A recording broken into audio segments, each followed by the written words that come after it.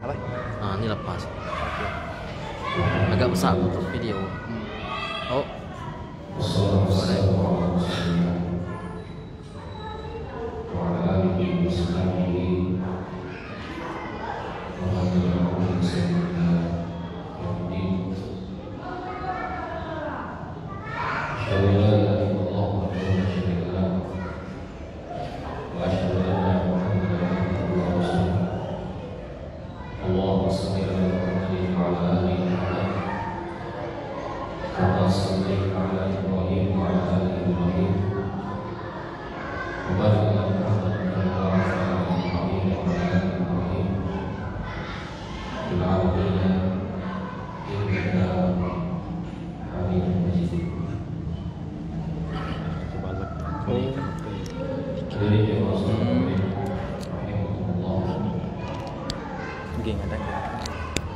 malam ini insyaallah kita akan bahas beberapa pertanyaan ya. Pertanyaan yang pertama, masalah mandi wajib. Ketika mandi wajib, kemudian kita berniat dengan melepaskan niat. Misalkan ya, ana berniat mandi untuk mengangkat hadas-hadas besar karena Allah Subhanahu wa taala. Kemudian kita itu loncat ke sungai atau kolong. Ya. Sah tak kira-kira? Sah. Secara hukum fikihnya sah.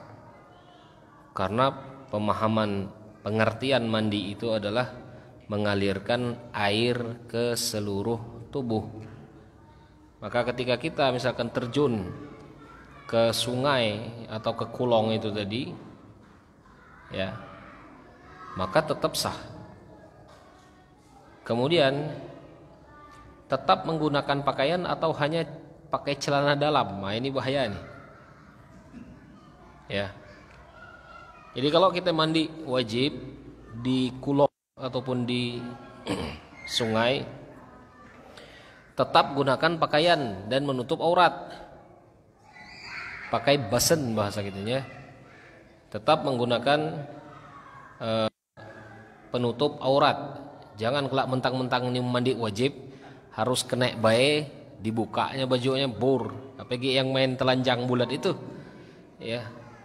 Jadi tetap menggunakan pakaian, ya, dan harus menutup aurat. Jadi mandinya tetap sah, ya.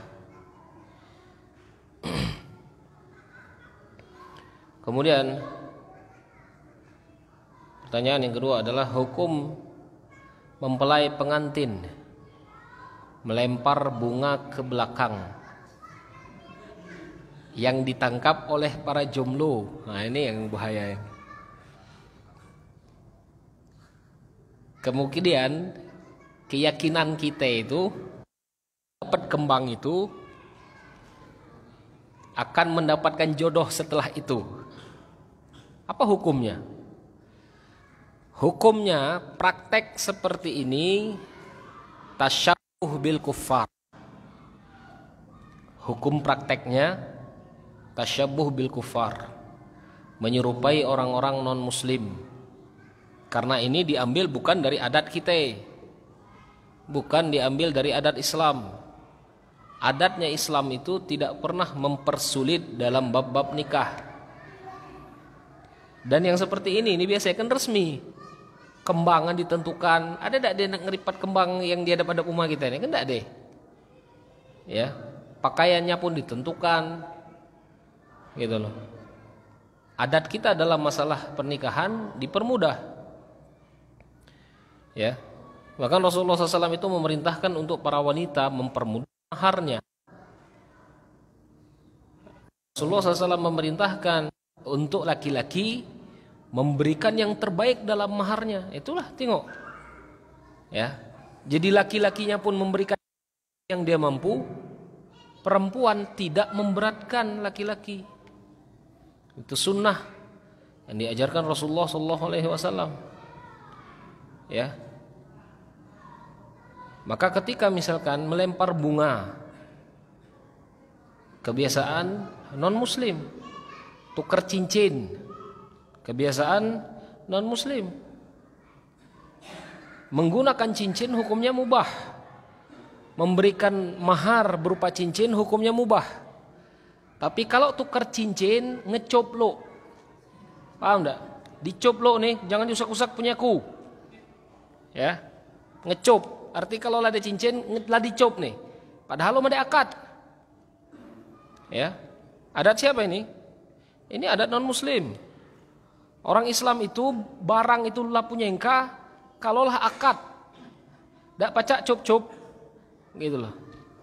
Ya, kalau sudah akad, itulah orang muslim itu. Jadi dak pacak pakai cop-cop, pakai cincin. Kalau ada cincinnya berarti punya orang, gitu loh. Ya, maka itu kebiasaan-kebiasaan orang-orang non muslim yang diambil dan dipraktekkan oleh orang muslim sekarang, gitu loh. Ya, kalau ditambah dengan keyakinan di dalam hati yang dapat kembang ini sepagi dapat deh, ada keyakinan kan? Ada orang itu mempraktekkannya cuman hanya ngikut-ngikut bae. Lalah dak tau ngapain lah. Benar dah? Hanya ngikut-ngikut bae. Gitu loh. Ya. Bahkan dulu aku kawin dah lah aku ada batang pisang di apa namanya? Ada pisang dulu di apa namanya? Di tenda tuh. Bukan di tenda, dia apa? Tenda ya. Di tenda itu. Ada batang pisang, tah HP masang. Untuk apa dipasang ini? Tapi sebagian orang itu melakukan itu ada keyakinannya. Sampai teken. Namanya kawin yang tukang ngurus lah banyak. Gitu ya. Maka dalam hal ini juga melempar kembang ini ke belakang. Kemudian yang orang laki berebut. Yang dapat itu kemudian mendapatkan pasangan setelahnya. Kalau diyakini, maka itu disebut dengan tatoyur. Tatoyur itu apa namanya? Keyakinan yang tidak berdasar. Ya.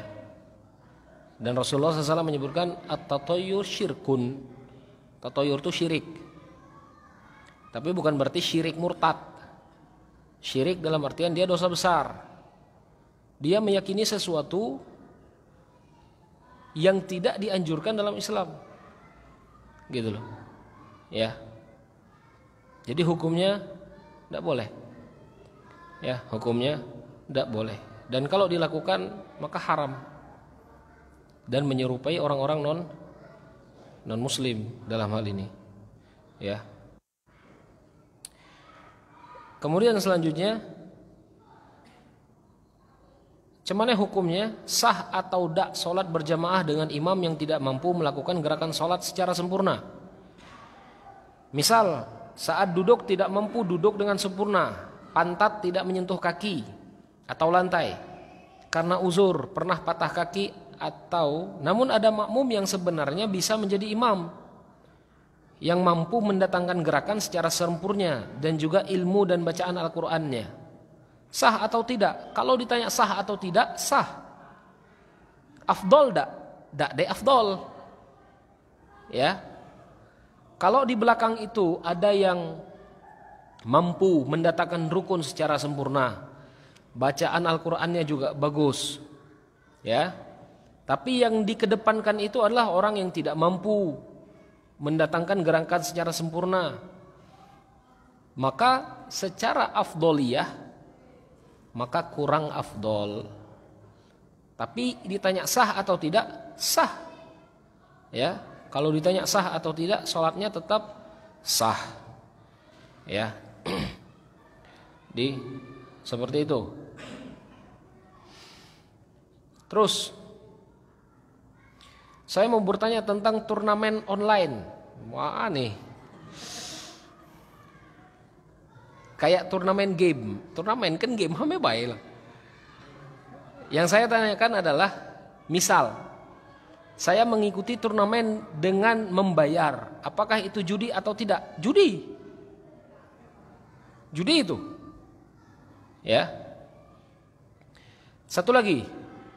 Misalkan saya cuma mengikuti saja, tapi saya enggak mengambil hadiahnya. Apakah boleh saya mengikutinya? Hame bae. Hame bae. Apa dulu game? Game online ini kan banyak. Bahkan sekarang tuh tebak skor tuh jadi game sekarang tuh. Tebak skor, Real Madrid Barcelona berapa skor? Dapat hadiah. Ya. Itu juga game permainan juga itu. Gitu loh. Kalau gamenya yang macam sekarang ini, game-game apa perang-perang itu, ya. Allahu a'lam, aku udah tahu game. Macam mana ya bentuknya? Ya. Tapi intinya adalah ada seorang syekh ketika itu membahas tentang game online ini. Game online ini kan disuruh untuk mencapaikan target, kemudian dapat apa namanya? Dapat level selanjutnya. Kalau misalkan berevolusi misalkan barang itu tadi. Kalau yang tadi senjata hanya pisau, kalau dia dapat targetnya senjata apa namanya? Pecah jadi henapang misalkan. Tapi ketika itu diperlihatkan di game online itu, yang aku tahu, sebelum dia itu naik untuk level selanjutnya ada ritual seperti duduk ataupun sujud kepada patung. Ya. Nah, ketika sudah masuk ke level ini, artinya orang muslim itu disuruh untuk disibukkan dengan hal-hal yang pada dasarnya tidak ada penting untuk mereka sibukkan dengan itu. Termasuk game itu tadi. Ya. Islam itu punya game ada? Punya gamenya. Apa game? Main panah, game juga. Ya. Kemudian pacuan kuda, game juga. Gitu loh. Kemudian berenang, menyenangkan, game juga. Beradu berenang, tidak masalah. Beradu pacuan kuda, tidak ada masalah. Gitu loh. Ya. Tapi kalau misalkan dia bentuknya game online, kemudian kita membayarkan beberapa harta kita, dan hadiahnya pun dari situ. Gitu loh. Makanya yang jadi bandar itu kan harus banyak duit kan? Yang jadi bandar, yang punya game itu juga harus banyak uangnya. Gitu loh. Nah ini yang membuat hukumnya itu menjadi haram. Ya. Menjadi haram, tidak boleh. Gitu loh. Maka lebih baik yang hobi ngegame, apalagi yang level gamenya itu sampai tingkat ke gulu. Gulu itu artinya lah berlebih-lebihan. Ya. Sampai ke tingkat yang berlebih-lebihan. Maka usahakan untuk ditinggalkan. Ya, usahakan untuk ditinggalkan. Apalagi sampai derajat yang seperti ini. Ya, maka tidak diperbolehkan. Ya, tetap hukumnya judi dia. Hukumnya tetap judi. Allahu a'lam. Bagaimana kalau ada nada dering? Pertanyaan selanjutnya.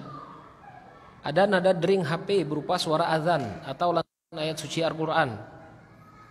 Saat kita angkat telepon tersebut, lantunan tersebut terpotong. Ya. Dan kalau terpotong, artinya kita itu berbeda arti Al-Qurannya. Ya. Bagaimana hukumnya? Yang ana lihat dari guru-guru kita ya, karena guru kita ini pakai HP juga. Ya, jadi kita baca meriwayatkan langsung. Ini praktek guru. Yang ana lihat dari guru-guru kita, mereka tidak pernah menjadikan Al-Quran itu sebagai ringtone. Ya, tidak pernah menjadikan Al-Quran itu sebagai ringtone. Tidak pernah menjadikan Al-Quran itu sebagai alarm. Al-Quran itu untuk didengarkan. Ya. Karena Allah menyebutkan dalam Al-Quran, wa idzal Qur'anu fastami'u. Dan ketika kalian itu dibacakan ayat-ayat suci Al-Quran, maka dengarkanlah. Dan mendengarkan ini ada tingkatannya. Ada orang yang mendengarkan saja, mendengarkan sekali lewat saja. Kemudian ada orang yang mendengarkan dengan tingkat tadabbur. Tadabbur itu artinya mempelajari ayat-ayat yang dilantunkan. Mentahu artinya tapi tidak tahu artinya, tidak tahu ngapain lah. Ya, berarti hanya tingkat pertama hanya tingkat mendengarkan saja. Ya. Dan mukjizat Al-Quran itu seperti itu. Orang paham atau tidak paham dengan artinya, dia itu pasti menikmati. Gitu loh ya. Bahkan ada seorang non muslim ketika itu diteliti. Ya, ada di YouTube ketika itu seorang muslim meneliti bagaimana keadaan orang non muslim ketika disuruh mendengarkan Al-Quran. Ya, orang non muslim ini disuruh mendengarkan Al-Quran. Maka ada yang menangis dengan sendirinya. Ada yang ketika itu menyebutkan tenang mendengarkan Al-Quran. Padahal mereka tidak memahaminya, bahkan tidak mengimaninya. Tapi mukjizat Al-Quran itulah, ya, karena Al-Quran itu adalah mukjizat, bahkan mukjizat terbesar Rasulullah SAW. Jadi paham tidak paham ketika kita mendengarkan Al-Quran kadang-kadang ada rasa tenang, menikmati. Kalau fitrah kita ini kayak bagus. Kalau fitrah kita itu tidak bagus age, ini pacak rusak nih. Paham tidak maksudku fitrah tidak bagus lagi? Karena fitrah itu dirusak. Bahkan anak pernah bertemu dengan seorang cici, ibu-ibu. Ketika dia mendengarkan Al-Quran, apa kata dia? Ya Allah Ustaz maca Quran. Ngapain? Karena aku dengar Al-Quran tekenang ke orang mati. Berarti Al-Quran itu hanya untuk dibaca tahlil. Paham enggak? Jadi seolah-olah Al-Quran itu hanya untuk dibaca tahlil, hanya untuk mengirim doa. Berarti dia mendengarkan Al-Quran, feeling dia itu mengingatkan kepada orang yang akan meninggal. Ini rusak fitrahnya. Fitrahnya rusak. Gitu loh. Ya. Ada orang macam itu? Tadi itu. Dan itu real di tempat kita ada, bukan kayak konon katanya nih. Konon katanya ini riwayatnya nggak jelas. Ini real, langsung bercakap dengan aku sendiri ibu ini. Ya. Yang seperti ini fitrahnya sudah rusak. Gitu loh.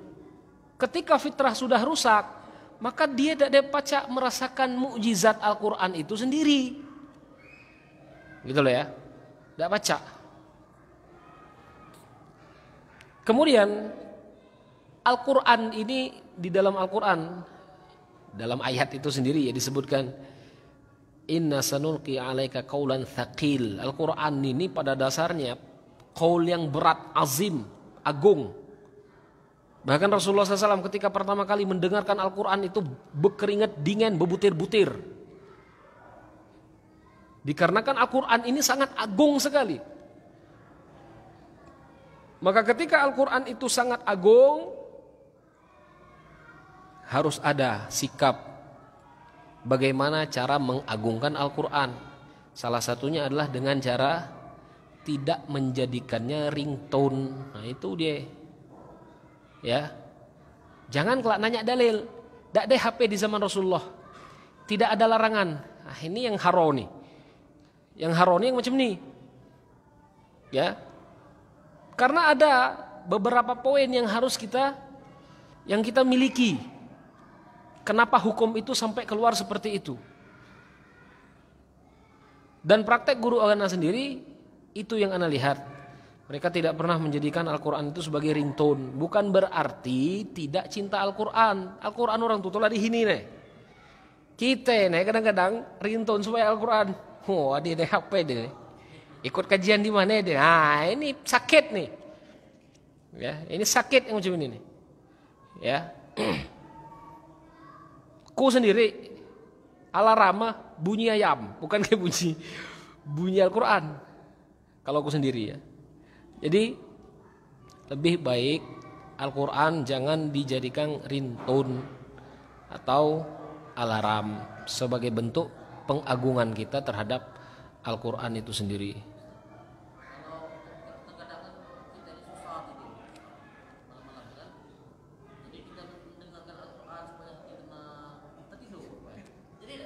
Tidak masalah kalau itu. Ya. Kita mendengarkan Al-Quran, dinyalakan Al-Quran, kemudian kita dengarkan sampai kita itu tertidur, dan tidak dege yang mendengarkan Al-Quran ini, boleh atau tidak? Tidak ada jadi masalah. Ya, tidak jadi masalah. Itu bukan termasuk merendahkan Al-Quran, tidak, karena memang kita itu nak tidur, gitu loh ya. Tidak ada jadi masalah.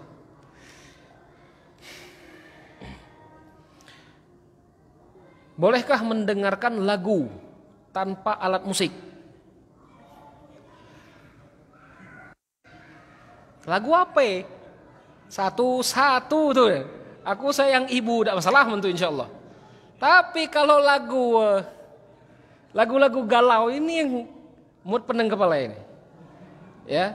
Lagu coba cek baik. Lagu kini ya banyak lagu galau gini. Teliti baik. Bahkan anak pernah duduk dengan seorang ustadz ya. Masang lagu dia. Dia masang lagu. Bukan Geko masang lagu, coba dia masang lagu. Ku nanya, Tat, coba dengar lafaz lagu nih. Apa bunyinya? Ini lagu orang galau bae nih, kataku. Aku langsung nyebut dah. Ya. Habis itu beliau nyebut, aku dah memperhatikan lafaz, aku cuma memperhatikan irama bae. Ya. Kebanyakan orang-orang yang memperbolehkan dia tidak ada dalam penelitian. Dia cuma ngambil ujung baik. Ya. Kalau kita nak lebih dalam lagi meneliti, coba tengok lafaz yang ada di dalam lagu itu apa. Ya. Kalau lafaznya baik, maka kita teliti lagi bagaimana ketika mereka itu mendengarkan irama tersebut. Kemudian kalau misalkan mendengarkan irama tersebut, bagaimana kalau dilantunkan oleh seorang perempuan yang berhias, dalam detail itu mencari hukumnya. Ya. Jadi kalau lagu yang liriknya lirik orang galau, tetap sama ya, tidak ada yang go. Ya, lirik galau itu tadi. Ya. Setahu aku dulu, lagu-lagu lama itu yang ku hafal SMP dulu galau bae sih ya. Lagu. Ya. Jadi walaupun tanpa bunyi musik tetap tidak boleh ketika liriknya itu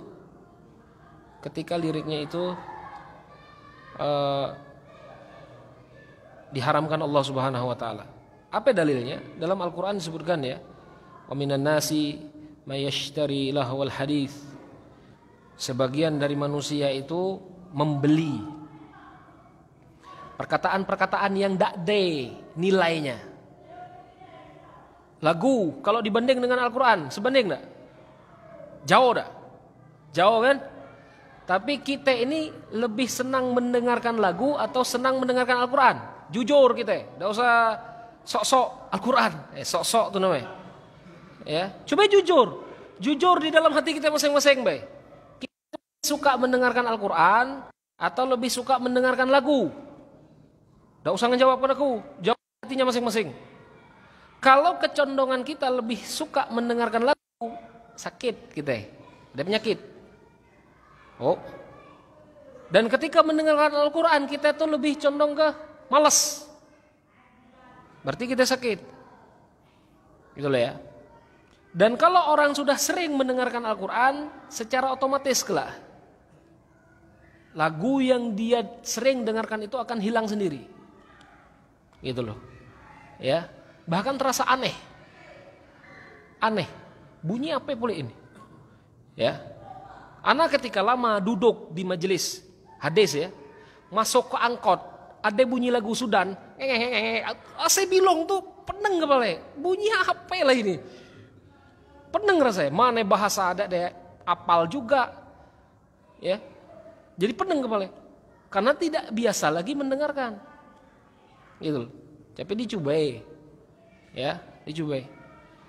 Jadi kalau misalkan mendengarkan lagu tanpa alat musik, kalau liriknya diharamkan Allah Subhanahu Wa Taala, ya tetap haram hukumnya, ya, tetap haram, tidak diperbolehkan. Terus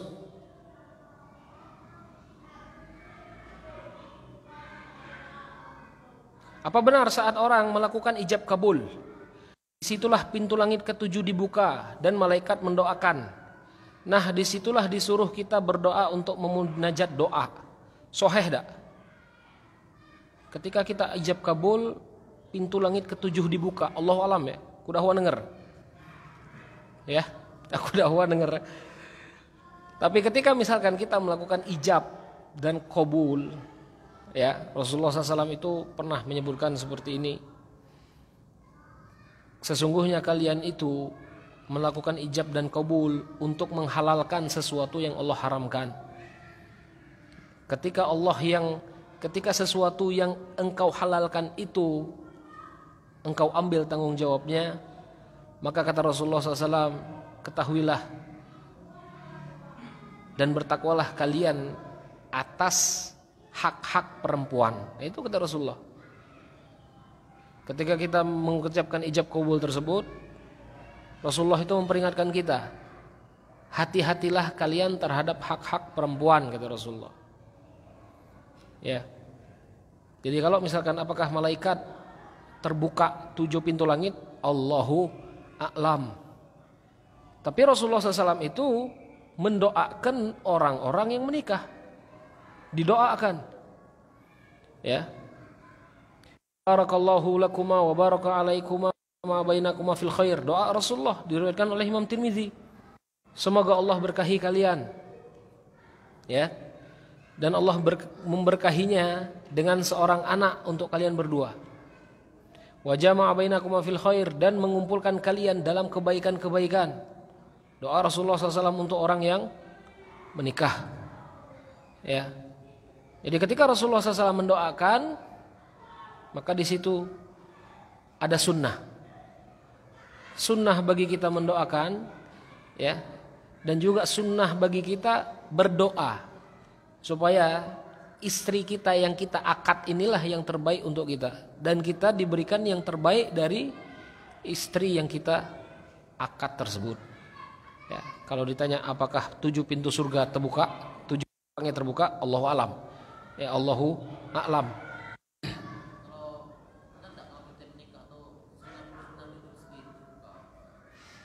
Apakah benar ketika kita menikah itu 99 pintu rezeki terbuka?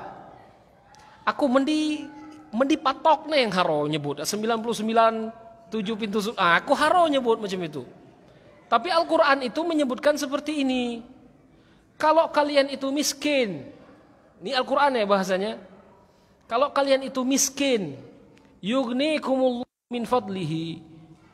Kalau kalian miskin dan kalian ingin menikah, niscaya Allah itu akan membuat kalian kaya dengan fadilahnya. Itu ayat Al-Quran itu. Ya, mungkin perkataan ulama kalau menikah itu dibuka 9 pintu rezeki bisa. Ya, tapi ayat Al-Qurannya tadi bunyinya.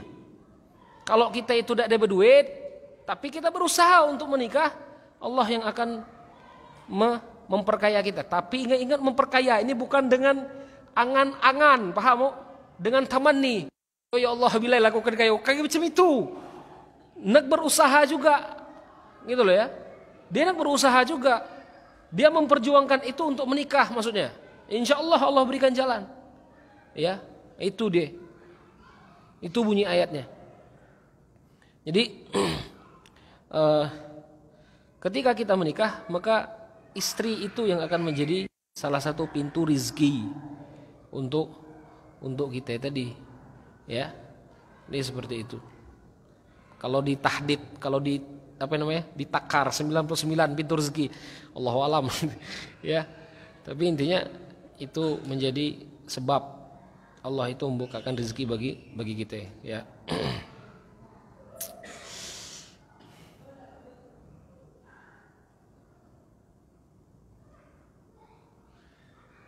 Pertanyaan selanjutnya, susah ini ya. Sikap kita terhadap orang-orang yang zolim. Ketika kita melihat orang zolim lebih kuat, maka Rasulullah SAW memerintahkan kita untuk bersabar. Bila memaksakan maka akan terjadi kerusakan dan kehancuran. Yang melawan akan hancur dan yang zalim makin kuat. Bagaimana dengan pendapat ini ya? Yang pertama, wattaqu zulm, kata Rasulullah. Takutlah kalian dengan kezoliman. Artinya jangan berbuat zolim. Fa inna zulma zulumat yaumal qiyamah. Sesungguhnya orang yang berbuat zolim itu akan dibalas Allah dengan berbagai macam bentuk kezoliman yang seperti dia lakukan di dunia. Kemudian yang kedua, Rasulullah SAW juga menyebutkan wattaqu da'watal mazlum. Hati-hatilah kalian dengan doa orang-orang yang terzolimi. Sesungguhnya doa orang-orang yang terzolimi itu tidak ada pembatas antara mereka dengan Allah Subhanahu wa ta'ala. Bagaimana ketika yang zolim ini seorang pemimpin? Ini yang kasus yang sering terjadi ya. Bagaimana ketika yang zolim ini adalah seorang pemimpin? Apakah wajib bagi kita untuk taat? Wajib bagi kita untuk taat. Iya. Tapi taatnya dalam hal-hal yang tidak mempunyai poin zolim itu sendiri. Secara umum misalkan pemimpin ini zolim, tapi ada perintah-perintah dia itu yang tidak melanggar aturan Allah Subhanahu wa taala, maka taati itu. Gitu loh ya. Taati itu. Tapi ketika misalkan ada aturan-aturan dia yang kita nilai di dalamnya itu terdapat kufrun bawah. Kufrun bawah itu tahu artinya? Kufur secara nyata. Jelas-jelas melanggar perintah Allah Subhanahu wa taala. Paham ya? Contohnya misalkan ketika seorang pemimpin menghalalkan tempat lokalisasi. Apa yang kita harus sabar kira-kira? Kira-kira ini, aku ngajak berpikir nih. Ya. Misalkan bae. Ya ada masjid misalkan. Terjadi yang seperti itu. Dan pemimpin kita membiarkan saja. Bahkan misalkan melegalkan karena mereka mempunyai izin. Kini kan harus izin baik ini ya. Misalkan mereka punya izin. Ya. Berhak tak kita untuk mengingkarinya? Dikarenakan itu dilegalkan oleh pemimpin. Berhak. Dan kita yang mengingkari bukan termasuk khawarij. Hati-hati ini. Kita yang mengingkari kemungkaran itu jangan langsung disebut apa namanya? Ini tidak taat dengan pemimpin. Macam mana? Seperti itu. Ya. Jadi kita tengok dulu perintahnya apa. Ketika perintahnya baik kita harus taat. Ya. Bahkan pernah Rasulullah SAW itu mengutus seseorang. Kemudian pimpinan perang menyuruh mereka untuk masuk ke dalam api. Apakah harus taat ketika itu? Tidak ada taat ketika itu. Dan Rasulullah SAW menyebutkan setelah itu, la ta'ata fi maksiatillah. Tidak ada ketaatan bagi kemaksiatan kepada Allah Subhanahu wa taala. Itu kaidahnya. Ya, itu kaidah. Taat kepada pemimpin wajib, tapi ketika sudah tidak ada ketaatan kepada Allah Subhanahu wa taala, maka di situ kita wajib untuk mengingkari. Dan mengingkarinya dengan maslahat ketika tadi. Mengingkari dengan maslahat. Disinilah yang kadang-kadang membuat orang itu berbeda. Mungkin menurut aku maslahatnya seperti ini, tapi menurut orang lain tidak ada maslahat seperti itu. Sama dengan cara mengajar kita. Ya tidak? Cara mengajar aku seperti ini, yang aku lihat ada maslahatnya. Cara mengajar orang lain seperti ini. Gitu loh. Ya. Jadi mengingkari tetap harus, tapi dengan poinnya itu dengan maslahat. Ya. Jadi tidak ada ketaatan kecuali taat untuk Allah Subhanahu wa taala. Dan Rasulullah SAW itu menyuruh kita untuk mentaati para pemimpin-pemimpin kita. Jangan sampai ketika kita tidak taat kepada mereka timbul fitnah. Ya, timbul fitnah, dan fitnah ini yang menjadi garis besar para ulama yang membuat darah-darah orang muslim itu sekarang ditumpahkan. Itu salah satu bentuk fitnah. Ya. Jadi itu habis diaku. Geresku. Bagaimana ketika kita melakukan suatu ibadah seperti sholat, dan dengan spontan terbesit di dalam hati kita rasa riya, senang dilihat orang. Kemudian kita tersadar seketika pula dan melakukan istighfar, apakah ibadah kita tersebut sia-sia dan mendapatkan dosa? Apakah itu termasuk penyakit hati atau godaan syaitan? Kalau kita sudah melakukan sholat, kemudian terbesit di dalam hati kita itu, rasa riya, ya, maka ketika itu minta ampunlah kepada Allah Subhanahu wa taala berupa istighfar. Ya, tapi jangan digedeng, astagfirullah, bukan seperti itu istighfarnya. Atau ta'awudz. Ta'awudz itu dalam artian a'udzubillahi minasyaitonirrajim.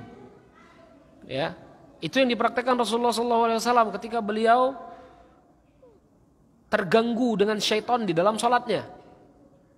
Ya. Dan apakah itu godaan setan? Memang itu godaan setan. Ya. Setan itu selalu menggoda kita supaya kita itu tidak melakukan ibadah. Salah satunya adalah dengan cara menganggap ibadah yang kita lakukan itu riya. Maka ada konsep dalam riya ini. Konsep dalam riya ini adalah tidak masuk dalam ibadah-ibadah wajib. Paham enggak? Zakat dikeluarkan secara terang-terangan, riya ada? Tidak ada riya, memang harus terang-terangan. Karena kalau tidak dikeluarkan terang-terangan, maka orang itu menganggap dia tidak keluar zakat. Apa hukumnya? Wajib zakat itu. Pergi sholat Jumat ke masjid, ada tidak riya di situ? Jangan kalau aku nggak sholat Jumat takut riya. Ah, ini setan ini. Paham ya? Artinya dia lakalan dari setan itu, fikih ya. Jadi riya itu tidak masuk ke dalam ibadah-ibadah yang wajib. Ibadah-ibadah yang wajib itu harus kita paksa, kita gawe.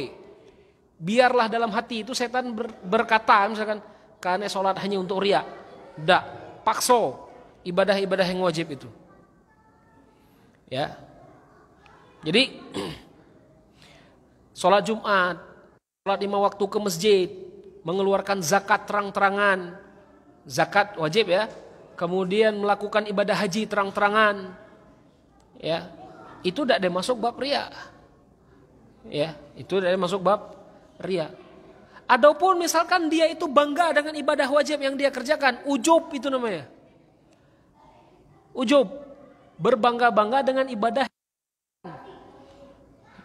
Ya. Jadi seperti itu.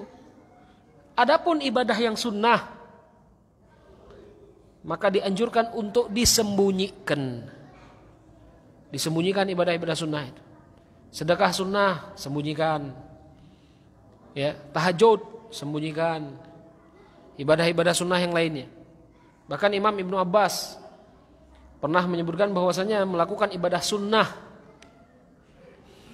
dengan sembunyi-sembunyi lebih tinggi derajatnya 70 derajat daripada melakukan ibadah sunnah yang terang-terangan. Sedangkan ibadah wajib terang-terangan lebih baik daripada melakukan ibadah wajib sembunyi-sembunyi. Sholat wajib 5 waktu di rumah, ya kan? Mana afdol, dengan datang ke masjid atau dianggap riya? Datang ke masjid, mana enak orang nyebut riya atau tidak? Mana enak hati kita itu nyebut riya? Lawan, kalau ibadah wajib ya wajib. Datangi masjid. Ya. Jadi seperti itu. Dan inilah pintu setan kadang-kadang untuk menggoda kita. Ada yang kemarin itu datang seorang di sini ya. Dia itu nak sholat. Tapi penyakit masjid dia dah berbunyi. Ketika ungkah ngembunyi ya. Paham nak usul? Mendak ada orang yang azan di masjid itu, kita yang azan. Tapi malu dia azan.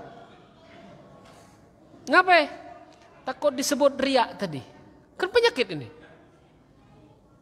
Maka ibadah wajib itu jangan dilakukan bisikan-bisikan riak tadi. Lanjut. Kalau ibadah wajib. Kalau ibadah sunnah, iya. Usahakan ibadah sunnah itu kita sembunyi-sembunyi, ya. Misal Ahmad misalkan, nak bersedekah, sembunyi-sembunyi dia disebut nama dia nyebut nama orang baik, itu afdol. Ya. Jadi seperti itu.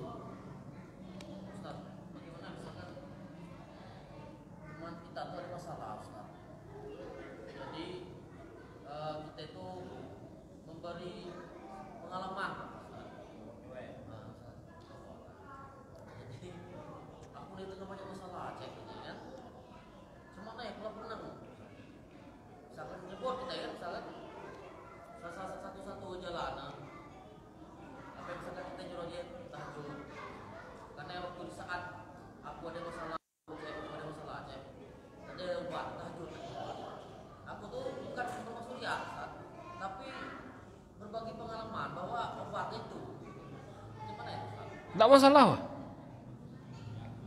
Tidak ada masalah. Kalau kita berbagi pengalaman ibadah sunnah kita dengan orang lain, maka itu tidak jadi masalah. Dan itu tidak termasuk riya. Itu loh ya. Itu tidak termasuk riya. Apalagi majelisnya itu majelis 4 mata. Majelis 4 mata ya. Memang majelis untuk menasihati seseorang. Itu loh. Jadi tidak ada termasuk riya seperti itu. Lanjutkan baik. Ya. Ada yang lain? Waalaikumsalam. Maju, udah kedengar.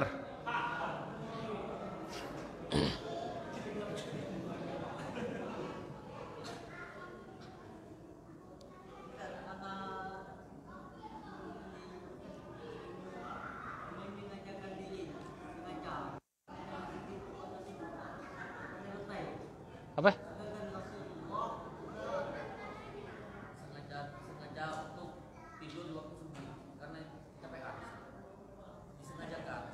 Lah udah yang belum? Lah ya. Hukum tidur di waktu subuh karena capek. Ya. Hukum tidur di waktu subuh karena capek. Sedangkan Rasulullah SAW itu menyebutkan Allahumma barik li ummati fi bukuriha. Rasulullah SAW itu melarang kita untuk tidur di waktu pagi. Tapi kita ini tidur karena memang letih. Dan karena memang kita itu job itu di waktu malam misalkan.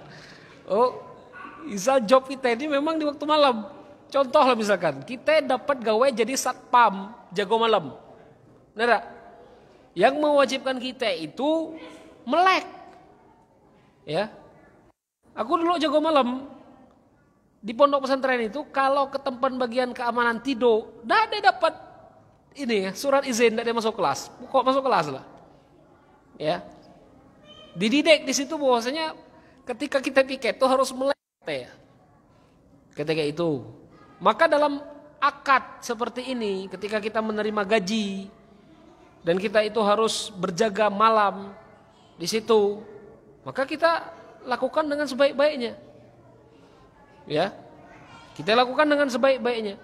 Kemudian ketika subuh badan itulah lemas baru kita tidur, apakah berdosa? Insya Allah tidak ada berdosa yang macam ini. Ya, artinya dia melakukan itu lil uzur, ada uzur syar'i dia. Ya, sama dengan Al-Quran menyebutkan waja'alnal laila libasa waja'alnan nahara ma'asya. Kami jadikan malam itu sebagai waktu istirahat. Dan kami jadikan siang itu sebagai ma'ash untuk mencari penghidupan. Apakah satpam yang jago malam itu berdosa, bay? Tidak ada berdosa. Ya. Karena ini ayat menceritakan secara umum waktu malam itu digunakan untuk istirahat. Tapi kalau ada sebagian orang mencari nafkahnya, ada rezekinya di waktu malam, kemudian mengharuskan dia itu harus tidur setelah selesai subuh, ya. Maka dalam hal ini dia tidak jadi masalah, insya Allah. dan dia tidak termasuk berdosa. Itu loh ya. Tapi jangan tidur belum subuh. Setan ini kadang-kadang ngipas toh belum subuh. Ngipas toh. Dia setelah subuh tuh udah hangat nuwe ngantuk. Sebelum subuh itu kipas setan tuh paling nuwe. Ya, karena kulang ngerasa oke, begawai malam ini. Jamaah ketika itu jamaah datang jam 11. Jam 11 malam. Ya. Masuk jemaah 450 itu 2 jam sampai 3 jam supaya masuk baik ke dalam hotel. 11, 12, 13, 1. Jam 2, jam 3, jam 4. Jam 4 itulah subuh. Ya dah. Jam 1 tuh kayak ngopi dulu, cari pemakan dulu, apa yang kalian baca lah. Jam 2, jam 3 baru tidur. Jam 2, jam 3 ini setan tuh paling lihai ngipas. Tidur supaya subuh los. Gitu loh. Kalau lah waktu los macam ini, itu diusahakan ya. Di waktu subuh kita itu jangan dijadikan alasan kita mencari nafkah di waktu malam untuk meninggalkan waktu subuh. Waktu subuhnya tetap dilakukan, kemudian setelah subuh itu silahkan untuk tidur lagi, tidak jadi masalah insyaallah. Allahu alam. Yang lain? Ya.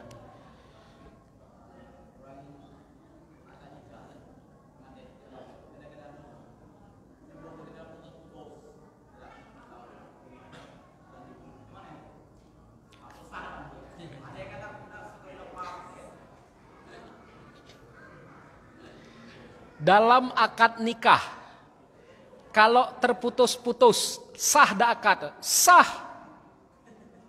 Gitu loh. Sah akad. Coba kalau buka kitabun nikah. Syarat sighatul akad dak de. Terputus-putus itu tidak menjadi syarat. Macam mana mentekenek kenurang apa gagap. Dak de kawin itu. Aku terima ada kawin lah putus tadi, benar tak? Ya, jadi dalam akad sigoh itu artinya aku nikahkan engkau, ya, dengan anakku dengan mas kawin sekian, aku terima nikahnya, ada jedah dikit, sah tak? Sah. Ngambil napas dulu, dikarenakan jantung tuh dudut misalkan. Ya, ini kan jantung, kena pas tuh pelan misalnya, menjantung tuh tengah gep. Aku terima nikahnya dengan mas kawin sekian, enggak jadi masalah. Boleh. Ya.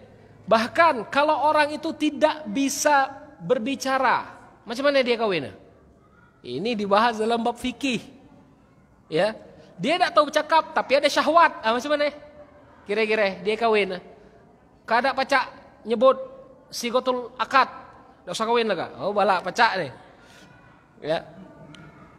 Maka dalam hal orang bisu misalkan. Tapi dia paham. Gitu loh ya. Dia paham dia. Dan dia paham dengan isyarat. Aku nikahkan engkau dengan mas kawin sekian. Dia melakukan isyarat. Sah kawin.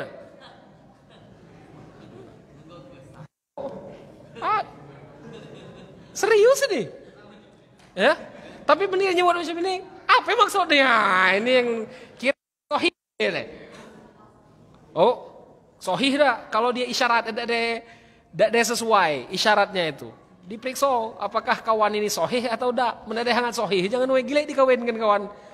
Kena kita tadi. Ya. Oh, jadi satu napas, 2 napas, ya, terputus-putus, nak langsung sambung, itu tidak deh. Yang penting dalam sighatul akad, dalam lafaz akad itu dipahami oleh yang kawin, dipahami oleh saksi yang disebutkan, gitu loh ya. Kemudian lafaznya jelas, gitu loh, ya. Jadi tidak ada langsung menyambut, harus langsung sambut. Berhenti bentar, tidak apa-apa. Yang tidak jadi itu misalkan aku nikahkan engkau dengan anakku misalkan lewat HP. Kalau aku jawab sepagi, nah ini baru tidak boleh. Gitu loh. Ya. Tapi kalau misalkan Setelah lafaz menikahkan dan aku terima itu ada jeda sedikit, tidak masalah. Ya, ada masalah.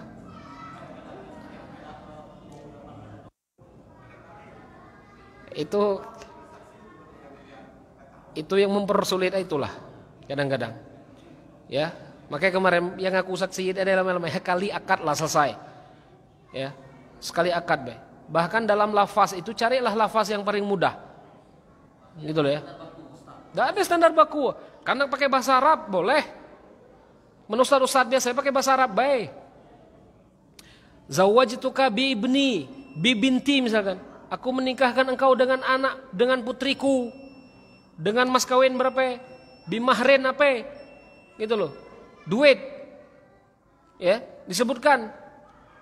Kemudian misalkan dalam kemarin tuh ada yang nanya. Terakhir aku tutup nih. Ada yang nanya dalam bab kawin kemarin. Bagaimana kalau misalkan seorang laki-laki itu hanya mampu memberi mahar 5 mate cincin. Tapi pihak perempuannya malu. 5 mate. Ditambahlah jadi 20 mate. Kamu dan ditambah oleh pihak perempuan. Ya, ditambah oleh pihak perempuan dari kantong perempuan. Gitu loh. Dari kantong perempuan dan disebutkan di dalam mahar. Aku nikahkan engkau dengan putriku dengan mas kawin 20 mata cincin emas. Misalkan. Ya, sah tak nikahnya? Nikahnya sah. Nikahnya tetap sah. Mas kawinnya utang. Boleh tak mas kawin utang? Boleh. Ya. Nggak pepe alung kita utangkan bini daripada utangkan orang. Bener tak? Iyalah. Alung utangkan bini.